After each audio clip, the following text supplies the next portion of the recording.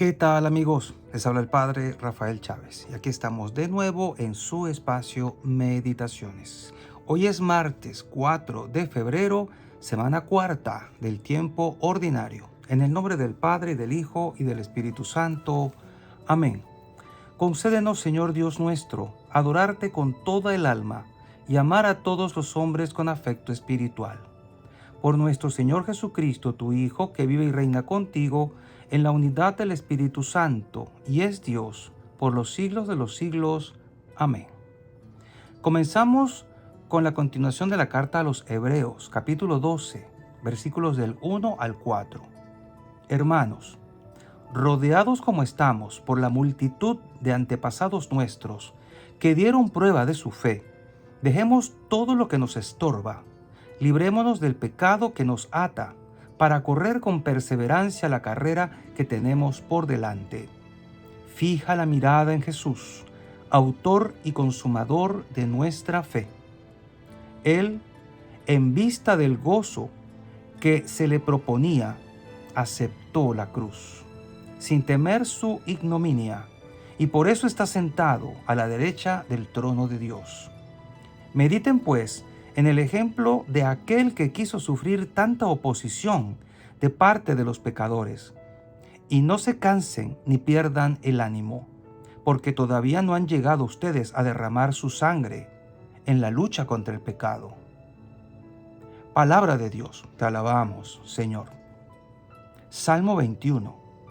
Te alabarán, Señor, los que te buscan. Cumpliré mis votos delante de sus fieles. Los desvalidos comerán hasta saciarse. Alabarán al Señor los que lo buscan. Viva su corazón por siempre. Te alabarán, Señor, los que te buscan. Lo recordarán y volverán al Señor hasta los confines del orbe.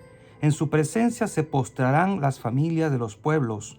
Ante Él se postrarán las cenizas de la tumba.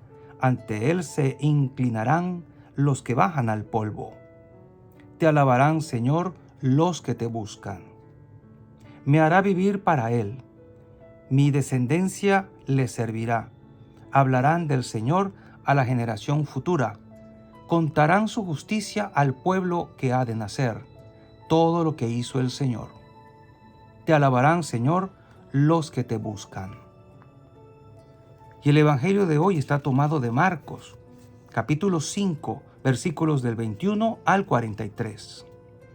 En aquel tiempo, cuando Jesús regresó en la barca al otro lado del lago, se quedó en la orilla, y ahí se le reunió mucha gente. Entonces se acercó uno de los jefes de la sinagoga llamado Jairo. Al ver a Jesús, se echó a sus pies y le suplicaba con insistencia: Mi hija está agonizando. Ven a imponerle las manos para que se cure y viva. Jesús se fue con él, y mucha gente lo seguía y lo apretujaba. Entre la gente había una mujer que padecía flujo de sangre hacía 12 años. Había sufrido mucho a manos de los médicos y había gastado en eso toda su fortuna, pero en vez de mejorar, había empeorado. Oyó hablar de Jesús, vino y se le acercó por detrás entre la gente y le tocó el manto, pensando que con solo tocarle el vestido se curaría.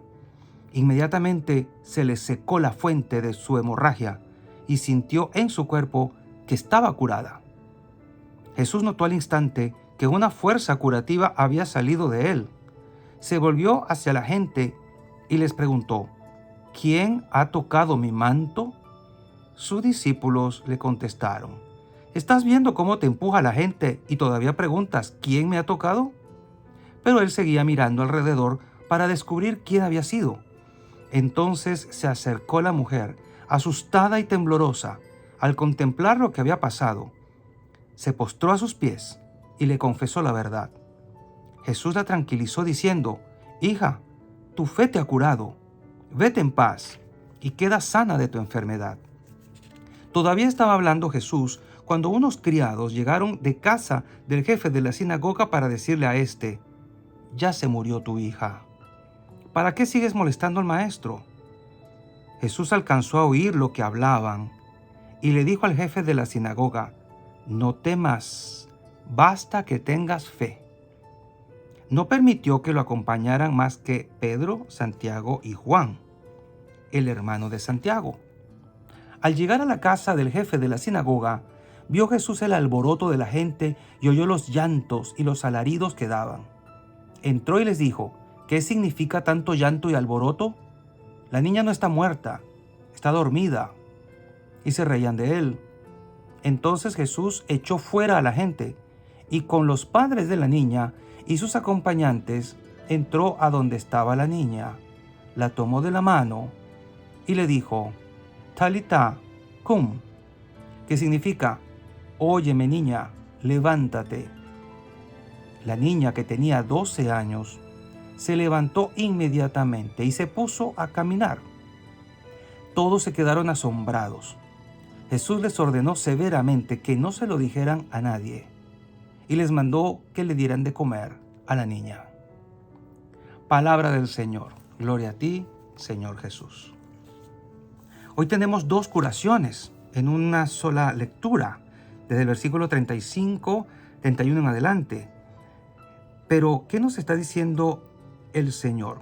Quiero poner mi atención en este pedacito. Mientras estaba hablando, llegaron unos de la casa del jefe de la sinagoga y le dijeron: tu hija ha muerto. ¿Para qué molestas más al maestro? Jesús, sin hacer caso del mensaje que le anunciaban, le dijo al jefe de la sinagoga: no tengas miedo, solo ten fe. ¿Y por qué quiero poner mis ojos ahí? Ordinariamente nosotros hemos leído esto y ponemos los ojos en la mujer que tocó su manto. Y decimos: bendito Dios, qué poder tiene la fe. Porque todos estos días hemos estado hablando de la fe. Ayer las lecturas nos hablaban de la fe, de los que tuvieron fe en el Antiguo Testamento. Hoy también oímos de la fe en la primera lectura. Y ahora aparece una mujer con una gran fe que le roba un milagro a Jesús. Le extrae poder, porque Jesús dice: ¿quién me ha tocado el manto? Y eso nos lleva a pensar que no todo el mundo toca a Jesús de igual manera. No todo el mundo extrae esa fuerza, ese poder que Jesús tiene, como lo hizo esta mujer, porque tuvo fe. Ella pensó que había hecho algo terrible, porque Jesús preguntó: ¿quién me ha tocado? Y no se refería a que había hecho algo terrible, sino que ella tocó a Jesús de una manera diferente. Y siempre ponemos el ojo allí. Pero, ¿qué tal si ponemos hoy los ojos en otra persona? Podemos poner los ojos en el papá de la niña que está muriéndose. Vale la pena reflexionar en estos días. No tengan miedo, solo tengan fe. Esta afirmación se puede aplicar a muchas situaciones que experimentamos a lo largo de toda nuestra vida. Es un mandato de amor de nuestro Señor y es un mandato que todos necesitamos escuchar, especialmente cuando nos enfrentamos a dificultades. En primer lugar, cabe señalar que se trata de una situación grave en la que sería comprensible que hubieran emociones extremas y tentaciones de temer. El padre de esta historia, Jairo, tenía una hija pequeña a punto de morir y fue a rogarle a Jesús que la sanara, cosa muy rara para el jefe de una sinagoga. Jesús estuvo de acuerdo y, sin dudarlo, empieza a caminar hacia la casa de Jairo. Pero mientras iban de camino, sucedió este otro milagro.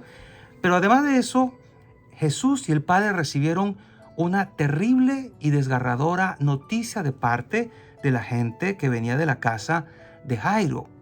Y le dicen: tu hija se murió. Ya se murió tu niña. Deja tranquilo al maestro. Como cualquier papá o mamá lo sabe, esta noticia debe haber sido increíblemente difícil de aceptarla, de asimilarla, tan solo de escucharla. Así que empecemos por tratar de entender el dolor que estaría experimentando Jairo, el papá de esta niña, en ese momento. Tratemos de entender especialmente su dolor cuando escuchó esta devastadora noticia, cosa que ningún padre quiere oír, que se murió su hija. Mientras pensamos en esta situación horrible y el dolor que está experimentando Jairo, tratemos de pensar también en el corazón que él tenía, en los pensamientos que venían a su mente, en la aflicción que pudo sentir emociones y palabras que iban y venían. Y veamos que Jesús en ese momento no tiene miedo. Él sabe que todo va a terminar muy bien. Pero por amor y por compasión hacia Jairo, Él se vuelve hacia él y le dice esto: no tengas miedo, basta que tengas fe. ¿Y cuántos de nosotros no necesitamos oír esas mismas palabras en situaciones extremas, en situaciones límite?